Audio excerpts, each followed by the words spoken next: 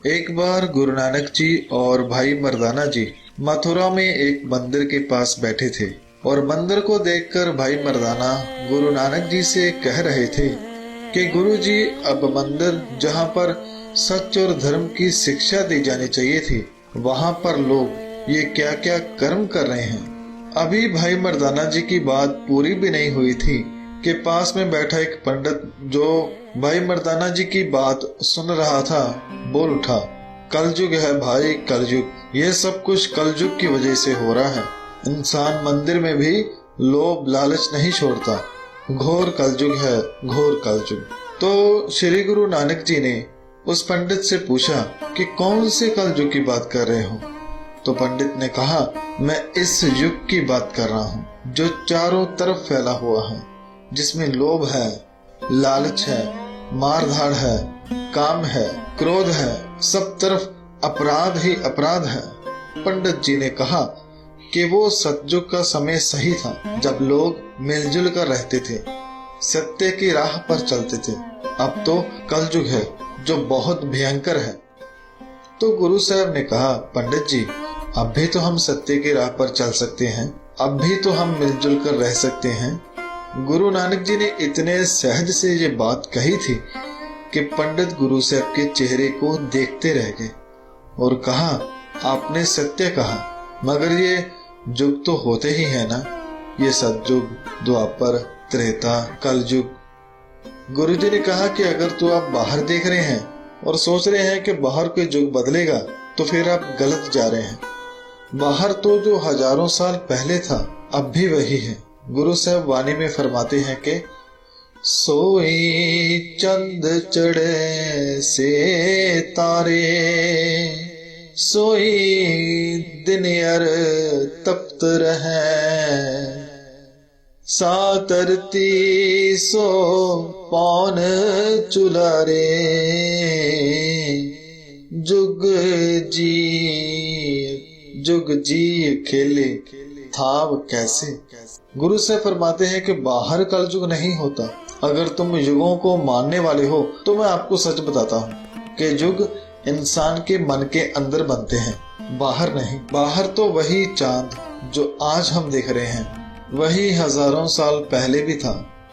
जो तारे हम आज देख रहे हैं वह वही हैं जो धरती बनने के वक्त थे। वही सूरज है जो हजारों सालों से धरती पर प्रकाश दे रहा है।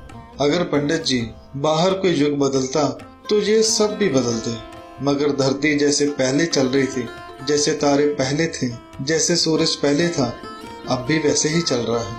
अगर आप सतयुग की बात करें कि उस वक्त केवल सत्य ही सत्य था, कोई जुल्म नहीं था, कोई पाप नहीं था, तो ये गलत है, क्योंकि उस वक्त भी जुल्म होता था। उस वक्त भी जहाँ धर्मी थे वहाँ अधर्मी भी थे।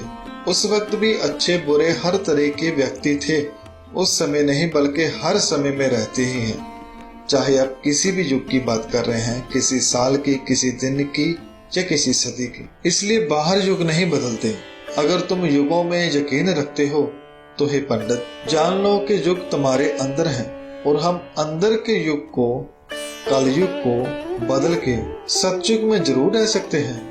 कहने का अर्थ है कि बुरे व्यक्ति से बदलकर अच्छे व्यक्ति गुरु की शिक्षा पर चलकर बन सकते हैं। इसलिए साथियों, अगर आपसे भी कोई ये कहे कि कभी कोई सतयुग था या द्वापर था, तो आप कह सकते हैं कि मैं श्री गुरु ग्रंथ साहिब जी का सिख हूँ और मैं किसी बाहर के युग को नहीं मानता, क्योंकि अगर कहीं कुछ बदलता है तो वो हमारा अंदर बदलता है। हम अपने अंदर को ही बदल के परम आनंद हासिल कर सकते हैं। और अगर कोई आपको कहे कि मैं तो कलयुग को मानता हूँ, ये कलयुग बहुत निर्दयी और अति दुखद है, तो आप उन्हें कहना कि आप इस चलते समय को कलयुग कह रहे हैं और उसे निर्दयी और दुखद कह रहे हैं, मगर मेरे लिए तो ये समय और हर समय ही बहुत ही सुखदायी है, क्योंकि इस समय में मैं उस परमात्मा के नाम के साथ जुड़ा हूँ। जैसे कि गुरबानी में फरमान है कि धन सो कलयुग साध संग कीर्तन गाइए, नानक नाम आधार हियो।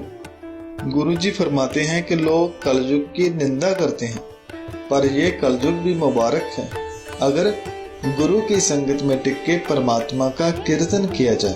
परमात्मा के नाम को हृदय में बसाया जाए।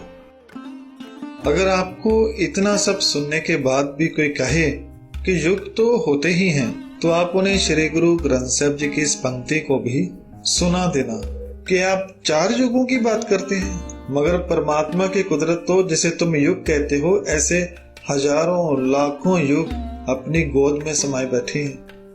आप जिन युगों की बात कर रहे हैं वो वेदों शास्त्रों में लिखे हैं, मगर वेद लिखने से पहले कितने युग बीत गए इसका हिसाब कौन लगाएगा। कहने का अर्थ है कि इसका कोई जवाब नहीं दे सकता कि कितने युग अब तक बीत चुके हैं, क्योंकि इन सब के बारे में केवल परमात्मा जानता है। गुरु साहब गुरबाणी में फरमाते हैं कि जुग छती बुबार कर वरत्या सुना हर, उथे वेद पुराण ना सास्ता, आपे हर नर हर, बैठा ताड़ी लाए आप सब दूं ही बाहर। गुरु जी फरमाते हैं कि 36 युगों तक अंधेरा ही अंधेरा था। तब न धरती थी, न आकाश था, तब न वेद थे, न पुराण, बस प्रभु खुद ही था।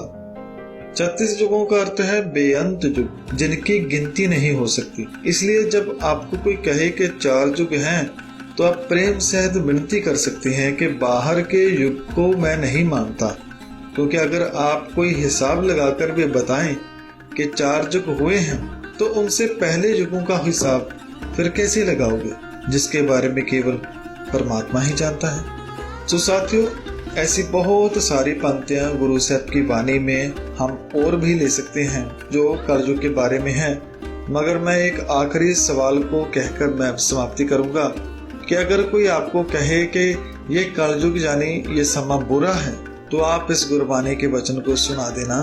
तन तन कलयुग नानका, जय चलै सतगुरु पाए। आपके लिए ये समय बुरा होगा, मगर मेरे लिए तो आपका ये कलयुग भी धन्य है, और उस हर व्यक्ति के लिए ये समा और हर समा धन्य हो जाता है जब वह गुरु की बताई हुई शिक्षा पे चलता है।